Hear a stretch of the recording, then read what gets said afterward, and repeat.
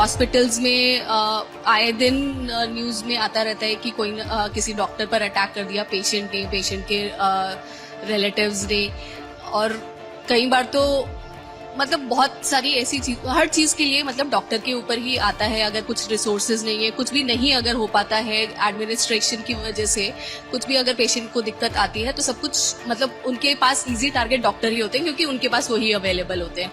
तो हर चीज का गुस्सा और हर चीज का ब्रंट सहने के लिए सिर्फ डॉक्टर्स ही मिलते हैं। हर भी आकर के, कभी भी आकर के उन पर हमला कर सकता है, और उन इंसिडेंसेस में कुछ होता भी नहीं है उन सबके अगेंस्ट। उसके लिए एक स्पेशल ऑब्वियसली लॉ होने की जरूरत है। कि आपको बता दूं कि ऐसी भी जगह है, ऑपरेशन थिएटर जैसी जगह पे सब लोग काम कर रहे होते हैं ना, वहाँ पे सिर्फ एक वॉशरूम होता है पूरे हॉस्पिटल स्टाफ, मतलब पूरे जो हेल्थ केयर प्रोफेशनल्स हैं उनके लिए, और एक वॉशरूम होता है जो कि नॉर्मल लोग यूज करते हैं, जैसे पेशेंट्स वगैरह जो भी है।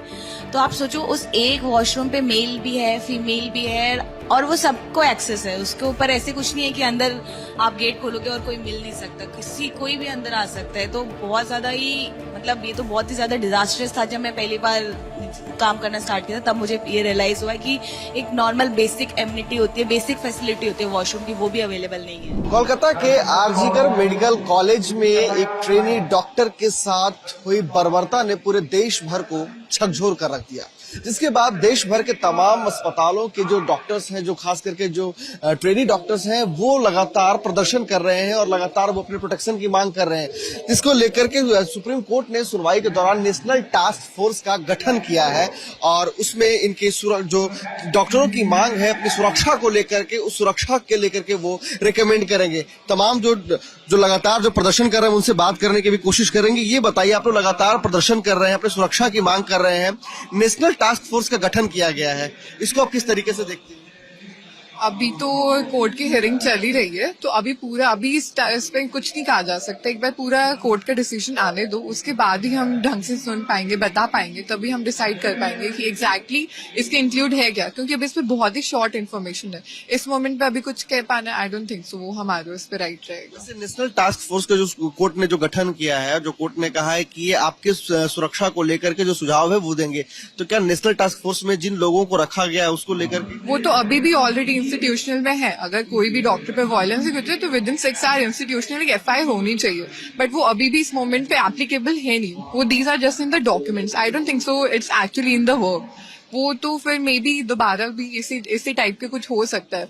एक्चुअली उसका तभी रियलाइजेशन या तभी पता चलेगा जब वो एक्चुअली आपके इन उसमें आएगा, रूल्स में, एंड जब एक्चुअली एप्लीकेबल होगा। इस मोमेंट पे कुछ भी बोल पाना आई डोंट थिंक सो वो राइट होगा, बिकॉज जब एक्चुअली ग्राउंड बेसिस पे वर्क होता है then only get to know कि वो रूल्स कितने एप्लीकेबल है। अभी भी है रूल्स, बट उससे तो अभी भी आर नॉट प्रोटेक्टेड। फिर वही बात आ जाती है कि कहाँ पे एक्चुअली बेसिक केयर तो है ही नहीं, हमारे पास इतने गार्ड्स नहीं है, हमारे पास बेसिक नेसेसिटी, बेसिक अलग से फीमेल वॉशरूम नहीं है, अलग से डॉक्टर्स ड्यूटी रूम नहीं है। बात अभी उन सब पे है एंड बेसिक उस पे। तो देखिए, डॉक्टर्स जो हैं जो लगातार यहाँ प्रदर्शन कर रहे हैं वो भी अपने तरह की बातें कर रहे हैं। ये बताइए कि आप लोग सुनवाई सुन रहे हैं, सुप्रीम कोर्ट ने नेशनल टास्क फोर्स का गठन किया है, आप लोग इसको किस तरीके से देखते हैं? नो कमेंट सभी। क्या आपको लगता है कि आप लोगों की सुरक्षा की जो बात को लेकर के जो सुप्रीम कोर्ट ने नेशनल टास्क फोर्स का गठन किया है वो कहीं ना कहीं आप लोगों के लिए संतुष्टि की बात है? ये जिस मांग को लेकर के आप लगातार संघर्ष कर रहे हैं। हमारी मांग तो सीपीए है, जब तक वो पूरा नहीं होगा तब तक देखते हैं। नेशनल टास्क फोर्स क्या करेगी उस पर डिपेंड करेगा। गठन करने से तो सिर्फ कुछ हो नहीं जाएगा, सच हो नहीं सकता। तो देखिए, जो है इनका साफ तौर पर कहना है कि इनके जो मुख्य मांग है वो अपने मांगे को लेकर के लगातार जो है वो लगे हुए हैं, और इनसे हम और बात करेंगे और बात करने की कोशिश करेंगे। ये बताइए, आप लोग लगातार संघर्ष कर रहे हैं, यहाँ पर अपनी सुरक्षा की मांग कर रहे हैं। सुप्रीम कोर्ट ने नेशनल टास्क फोर्स का गठन किया है और उनका कहना है कि जो आप लोगों की जो सुरक्षा के संबंधी जो मांग है उसका सुझाव वो तमाम डॉक्टर्स जो देंगे, एक्स ऑफिसर्स देंगे। तो इस नेशनल टास्क फोर्स को लेकर क्या कहना चाहेंगे आप? देखिए, हम लोगों का पॉइंट ये है कि कभी भी ऐसा कुछ होता है तो ऐसा होता ही नहीं है कि चीख पुकारे नहीं होती या कोई स्ट्रगल नहीं करता। हम ये मान ही नहीं सकते कि इतना ब्रूटल क्राइम हुआ एंड उस टाइम पर आसपास दूर दूर तक कोई नहीं था। Already protection acts and security is in place, yet such a crime has occurred. So we want something definitive, rapid and strong in action. so that from next time onwards, like unfortunately, God forbid, if some such thing happens, some mechanism or some authority can be held definitely responsible. Like they are responsible. How the hell such a thing can happen? So we want such a thing in place. Restroom की भी बात की गई कि महिलाओं पुरुषों का अलग अलग वॉशरूम नहीं है, ये भी जिक्र इसका भी सुप्रीम कोर्ट में हुआ। आप लोगों की सुरक्षा की भी बातें की जा रही है, ज्यादातर मतलब ज्यादा सुरक्षा कर्मियों की भी तैनाती की बात की जा रही है। तो क्या लग रहा है कि आप लोग जिस तरफ मांग कर रहे थे, लंबे वक्त से आप लोग संघर्ष कर रहे हैं, आप लोग पढ़ाई छोड़ करके अपने काम छोड़ करके यहाँ बैठ करके प्रदर्शन कर रहे हैं, तो उस पक्ष में अब आपके पक्ष में चीजें होती हुई दिख रही है? देखिए, एक थोड़ा साई ऑफ रिलीफ तो है। अभी हम लोगों ने सुप्रीम कोर्ट की प्रोसीडिंग्स देखी and it feels that like the problem और the agony of medical fraternity is being well understood by judiciary and law makers.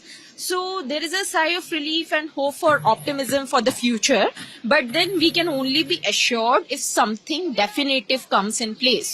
Only then we will be like without any fear be able to go back to our workplaces. Because you see, when such a thing is organized, you can imagine that the water is already above the head. So many times we keep on avoiding and overlooking. We are working in poor conditions. Then there is constantly a kind of pressure that is there because of lack of resources already. And every now and then doctors are being threatened. And we have no such mechanism to which we can actually call upon and immediately we can be rescued. So this directly comes upon the matter of life and death. We are saving someone's life and our life is already in jeopardy. So this is a real concern and something should be done about it. डर लगता है आपको? बिल्कुल लगता है, ऐसी खबरें हर रोज आती हैं। डॉक्टर्स हॉस्पिटल्स में आए दिन न्यूज में आता रहता है कि कोई किसी डॉक्टर पर अटैक कर दिया पेशेंट ने, पेशेंट के रिलेटिव्स ने, और कई बार तो मतलब बहुत सारी ऐसी चीज, हर चीज के लिए मतलब डॉक्टर के ऊपर ही आता है। अगर कुछ रिसोर्सेज नहीं है, कुछ भी नहीं अगर हो पाता है एडमिनिस्ट्रेशन की वजह से, कुछ भी अगर पेशेंट को दिक्कत आती है, तो सब कुछ मतलब उनके पास इजी टारगेट डॉक्टर ही होते हैं क्योंकि उनके पास वही अवेलेबल होते हैं। तो हर चीज का गुस्सा और हर चीज का ब्रंट सहने के लिए सिर्फ डॉक्टर्स ही मिलते हैं हर किसी को, और उनके पास कोई प्रोटेक्शन नहीं होता। कोई भी आकर के कभी भी आकर के उन पर हमला कर सकता है, और उन इंसिडेंसेस में कुछ होता भी नहीं है उन सब के अगेंस्ट। उसके लिए एक स्पेशल ऑब्वियसली लॉ होने की जरूरत है कि उससे तुरंत रेस्क्यू किया जा सके, प्रोटेक्शन मिल सके डॉक्टर्स को, और ये घटनाएं होने से पहले रोक दी जा सके।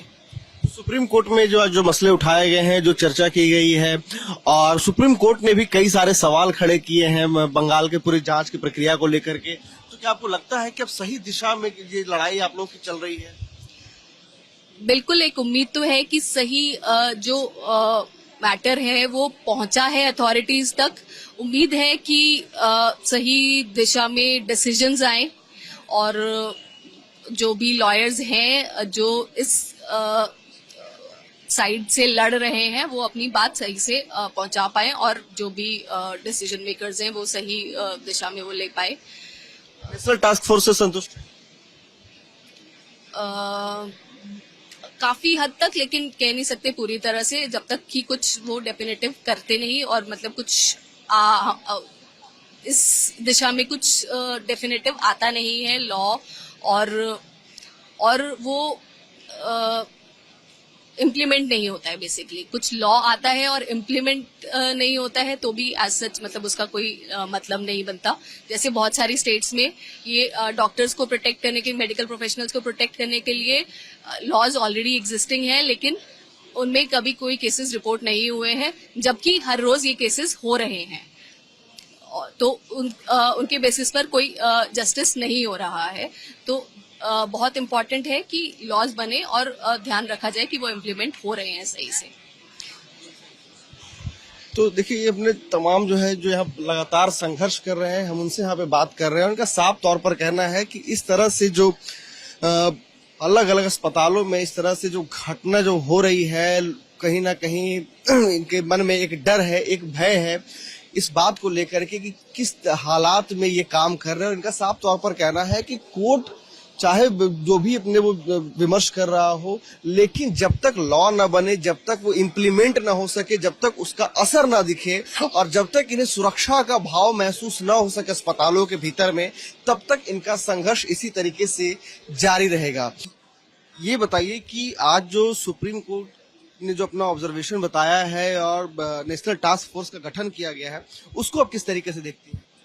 देखिए, जो भी अभी ये हियरिंग में बताया गया था, इसमें हमें बस यही महसूस हो रहा है कि अब जब इस बारे में बात हो रही है तो इस चीजों पे अमल भी किया जाएगा। हमारी सेफ्टी को लेके और ज्यादा मतलब स्ट्रिक्ट होंगे रूल्स एंड रेगुलेशंस, तो जो वुमेन है स्पेशली उनको और ज्यादा सेफ फील होगा वर्क प्लेस के अंदर, यही है।